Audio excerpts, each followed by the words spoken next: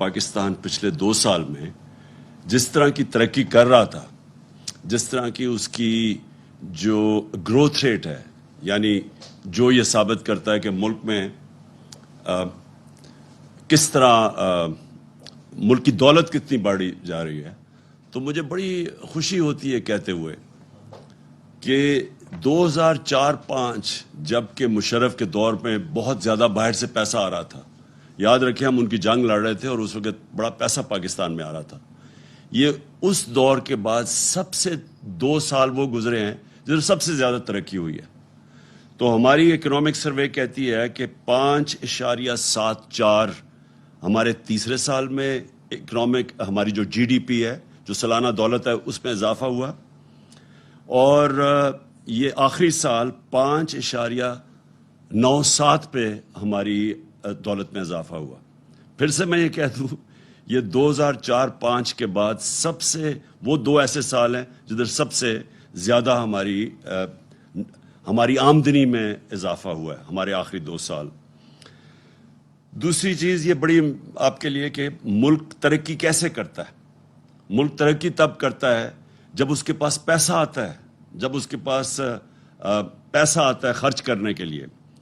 تو پاکستان کی تاریخ میں سب سے زیادہ یہ اکنامک جو ہماری سروے کے فگرز کے مطابق ہمارا جو ریونیوز میں ٹیکس میں اضافہ ہوا وہ 6.1 ٹریلین یعنی 6100 ارب روپیہ ہم نے ٹیکس اکٹھا کیا۔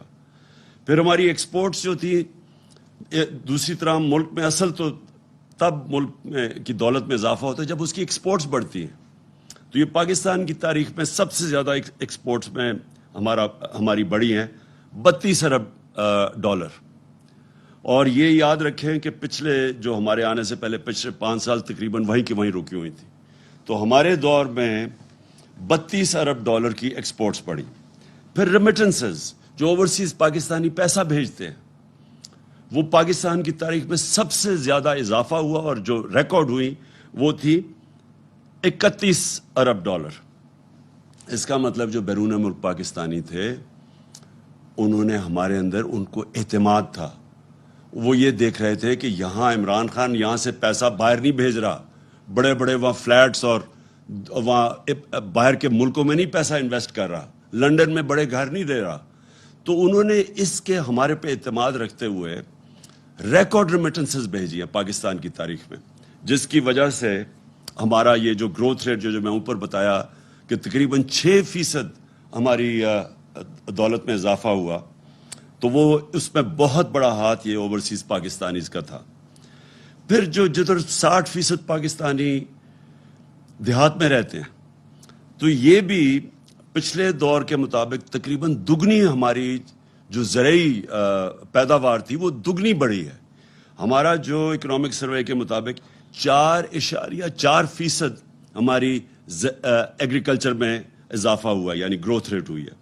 تو یہ اگر آپ پچھلے دور کے مطابق ان کے مقابلے میں دیکھیں، اسے موازنہ کریں، تو یہ پہلی دفعہ اتنا زیادہ پیسہ گیا ہمارے کسانوں کے پاس۔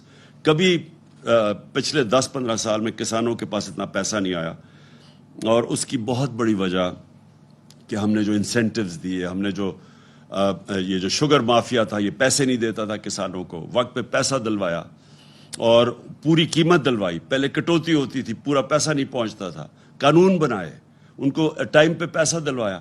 جب کسان کے پاس پیسہ آیا، اس نے اپنے زمینوں پہ لگایا، اس کی وجہ سے ریکارڈ 2 سال ریکارڈ ہماری فصلوں میں بمپر کراپس ہوئی، پیداوار بڑی، ریکارڈ پیداوار ہوئی۔ پھر انڈسٹری، یہ جو گروتھ ریٹ بڑھی ہے اس میں بہت بڑا ہاتھ انڈسٹری کا ہے۔ انڈسٹری ہماری بڑی 7.2% پہ، اور جو لارج سکیل مینوفیکچرنگ ہے، جس میں دولت میں بھی زیادہ اضافہ ملک میں ہوتا ہے اور جو روزگار بھی دیتا ہے، وہ لارج سکیل مینوفیکچر 10.4% اس پہ گروتھ ریٹ ہوئی۔ اور یہ بڑی دیر کے بعد انڈسٹری ہماری ریوائیو ہوئی۔ آپ کو پتہ ہونا چاہیے کہ جب ہم آئے تھے تو فیصل آباد میں ٹیکسٹائل انڈسٹری بند ہو رہی تھی، اپنی فیکٹریوں کو وہ ریل اسٹیٹ ہاؤسنگ پروجیکٹس بنا رہے تھے جب ہم آئے تھے۔ اور ٹیکسٹائل کی ریکارڈ ایکسپورٹس ہوئی. پھر جو سروسز سیکٹر ہے اس میں 6.2% پہ اضافہ ہوا. اور جب کہتے ہیں کہ جنہوں نے بہت بڑے قرضے لے لیے, ملک کو قرضوں میں ڈبو دیا, یہ میں آپ کو اب فگرز بتاتا ہوں کہ ہمارا جو debt G D P ratio ہے, جو نون لیگ چھوڑ کے گئی تھی 64% پہ, 64% پہ, وہی ہم نے مینٹین کیا. اور یہ یاد رکھیں کہ ہمیں جب ہماری انہوں نے جو قرضے لیے ہوئے تھے اس بیرونی قرضوں کے اوپر سود دینا پڑتا تھا. ان کے زمانے میں آدھا یہ سال کا ڈالرز ان کا سود پہ واپس جاتا تھا ڈیٹ ریپیمنٹ پہ, ہمارا دگنا تھا. اس کے باوجود ہماری debt G D P ratio وہ چینج نہیں ہوئی.